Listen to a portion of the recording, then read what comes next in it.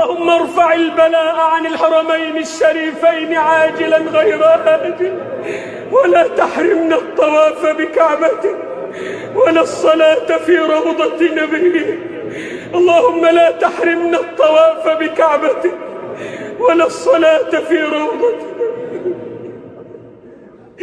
اللهم لا تحرمنا الطواف بكعبتك ولا الصلاة في روضة نبيك. لا تحرمنا من الجمع والجماعات، لا تحرمنا من أداء الصلوات.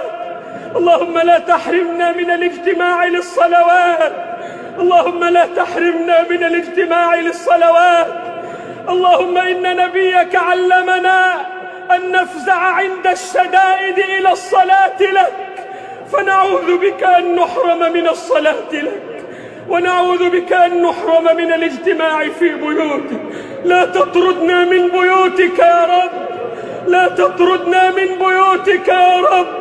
اللهم إنا أنخنا مطايانا ببابك ووقفنا متضرعين في رحابك، فلا تطردنا عن جنابك. اللهم لا تطردنا عن جنابك، اللهم لا تطردنا عن جنابك. اللهم اجعل هذا الوباء تذكيرا للعصاة والمذنبين، واجعله ردعا للظالمين والمتجبرين، واجعله حسرة على الكافرين والمنافقين.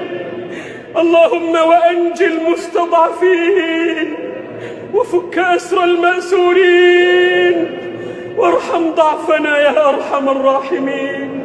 اللهم ارحمنا فإنك بنا راحم، ولا تعذبنا فأنت علينا قادر، والطف بنا فيما جرت به المقادير، إنك على كل شيء قدير.